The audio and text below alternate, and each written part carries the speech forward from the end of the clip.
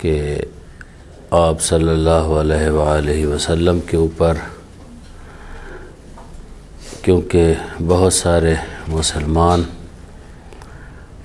حبشہ کی طرف ہجرت کر گئے تھے اور پھر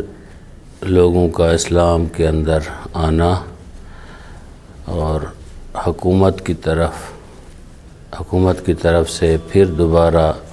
مظالم کا سلسلہ شروع ہونا، جب حکومتیں دیکھتی ہیں، آپ اس معاشرے میں بھی اگر غور کریں تو جب حکومتیں دیکھتی ہیں کہ یہ اب ہمارے قابو میں نہیں آ رہے تو ایک اور حربہ ہے جو اس کو اپناتی ہیں۔ جب سارے حربے ناکام ہو جاتے ہیں مارنے پیٹنے قتل و غارت کے، تو پھر ایک اور حربہ ہے جس کو اپنایا جاتا ہے، جو کہ ہمارے ملک کے اندر، جس ملک میں ہم رہتے ہیں، اس میں بھی بہت دفعہ اس کو اپنایا گیا ہے، حال ہی میں اپنایا گیا ہے، شاید ابھی بھی اسی کو اپنایا جا رہا ہے۔ وہ حربہ کیا ہے؟ وہ حربہ یہ ہے کہ اقتصادی طور پہ بائیکاٹ کر دینا۔ اب اقتصادی بائیکاٹ تو دنیا نے پاکستان کا نہیں کیا، لیکن معاشی طور پہ پاکستان کو کمزور کیا ہے IMF نے، جو معاہدہ پہلی حکومت کر کے گئی تھی، اس کے اوپر بھی وہ ثابت قدم نہیں رہے۔ یہی حال آپ صلی اللہ علیہ وآلہ وسلم کے ساتھ مکہ کے کفار اور مشرکین نے کیا۔ معاہدہ منصور بن اکرمہ نے لکھا اور اس معاہدے میں یہ لکھا گیا کہ آج سے پھر ان کے ساتھ اقتصادی طور پہ ہم بائیکاٹ کرنے والے ہیں۔ آپ سے اقتصادی طور پہ بائیکاٹ کیا گیا۔ جیسے میں نے آغاز میں کہا ہے کہ حکومتیں گر جاتی ہیں جب معاشی طور پہ بدحال ہو جائیں، لیکن آپ صلی اللہ علیہ وآلہ وسلم اور آپ کے ساتھی جو تھے، ان میں سر فہرست جن کے ساتھ یہ معاہدہ لکھا گیا بلکہ بائیکاٹ کیا گیا جن کے ساتھ، وہ حضرت ابو طالب کی ذات تھی، ان کے ساتھ بائیکاٹ کیا گیا، آپ کو بہانہ بنایا گیا۔ جب ساری باتیں نہ مانی گئیں، ان کی جو وہ چاہتے تھے وہ نہ کیا گیا، تو پھر کیا ہے، یہ معاہدہ لکھ کے آپ صلی اللہ علیہ وآلہ وسلم کے خاندان کے بڑوں سے، جن میں سر فہرست حضرت ابو طالب تھے، ان کو مجبور کیا گیا ایک مقام کے اوپر جسے شیب ابی طالب کہتے ہیں، اس کے اندر محصور کر دیا گیا، محدود کر دیا گیا۔ وہ بی بی سلام اللہ علیہا جس کی دولت اتنی تھی، جس کے یہی لوگ مشرکین اور کفار مکہ مکروز تھے، بعض لوگ ان میں سے، اور ان کی تجارت آپ سنتے رہتے ہیں اور پڑھتے رہتے ہیں، اور یہ حقیقت بھی ہے۔ اتنی بڑی تاجرہ تھی جناب ختیجۃ الکبریٰ سلام اللہ علیہا، جب بائیکاٹ ہوا تو وہ بی بی بھی آپ کے ساتھ تھی بائیکاٹ کے اندر۔ کیونکہ آپ کی زوجہ تھی، اس لیے۔ اور جناب فاطمۃ الزہرا سلام اللہ علیہا بھی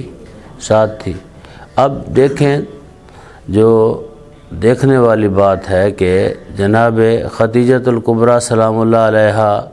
ایک زمانہ تھا کہ اتنا مال، اتنا پیسہ، اتنی چیزیں ان کے پاس تھیں۔ اب وہ زمانہ آیا کہ سب چیزیں رسالت اور نبوت اور توحید کے اوپر قربان کر دی۔ اصل تو توحید تھی، رسالت اور نبوت بھی کس لیے تگ و دو کر رہی تھی؟ توحید کے لیے۔ اصل میں تو وہ پیسہ جو ہے، مال جو ہے، توحید کے لیے خرچ کیا بی بی نے۔ تو ایک وہ زمانہ تھا، اتنا مال تھا، اور ایک زمانہ یہ بھی تھا کہ اس مال سے جناب زہرا سلام اللہ علیہا جب دنیا میں تشریف لے آئیں، میں نے عرض کیا تھا کہ آپ کے جھولے کی جو ڈوریاں ہیں اس کے متعلق مورخین نے لکھا ہے اس کے اندر سونے اور چاندی کی تاریں تھیں، لیکن آج وہ زمانہ ہے کہ وہ بچی اب جب اقتصادی طور پہ، معاشی طور پہ کسی ملک کو گرایا جاتا ہے تو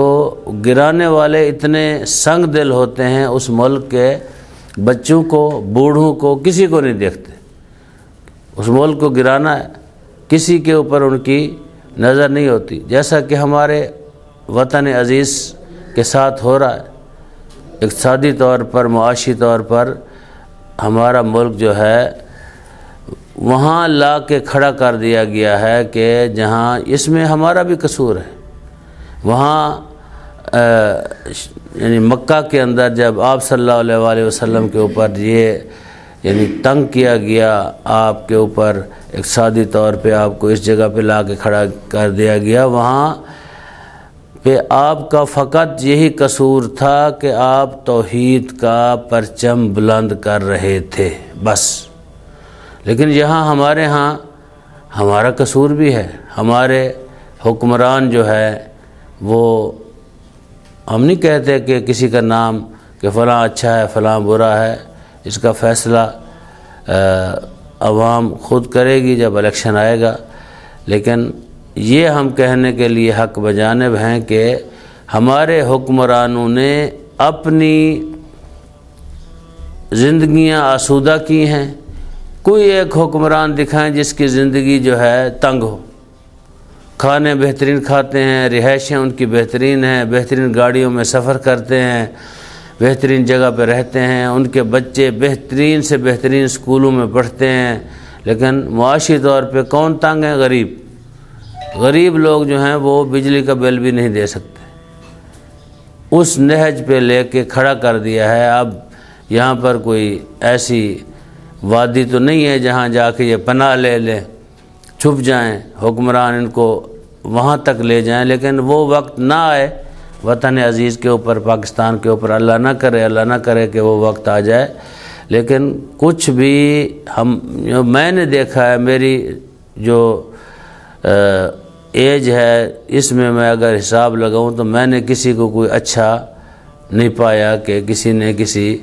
حاکم نے آ کے معاشی طور پہ پاکستان کو کہیں اچھے مقام پہ کھڑا کیا ہو۔ اللہ کرے ان میں سے اگر کوئی اچھا ہو جائے یا کوئی اور اچھا اللہ پیدا کر دے کسی کو، وہ آئے اور معاشی طور پہ وطن عزیز کو آگے لے کے جائے۔ کچھ لوگوں نے کوشش کی معاشی طور پہ آگے لے کے جانے کی، لیکن وہ بندے تو وہی تھے جو پرانی حکومتوں میں بیٹھے ہوئے تھے، ان کی ساری فکر وہی تھی کہ ملک کو کھایا جائے، ختم کیا جائے، لوٹا جائے، کیسے اس کو بالکل بدحال کیا جاتا ہے، کیونکہ افراد جب تک نہیں بدلیں گے وہی افراد ہوں گے، آتے رہیں گے۔ اگر انہی کے ساتھ ہم گزارا کرنے کے لیے تیار ہو جائیں گے تو پھر کیا ہے، ہم معاشی طور پہ بالکل صفر کی طرف چلے جائیں گے۔ تو مکہ میں بھی کچھ اس طرح کی صورتحال تھی۔ وہاں یہ نہیں تھا کہ آپ کے ساتھی اور آپ کے ساتھ اور خود آپ کی شخصیت، آپ تو کائنات میں وہ تھے جو غریب پرور تھے، آپ کائنات میں وہ شخصیت تھے جو لوگوں کے دکھوں کو بانٹا کرتے تھے، لیکن وہاں صورتحال کچھ دوسری طرف تھی۔ دوسرے حکمران جو ہے وہ معاشی طور پہ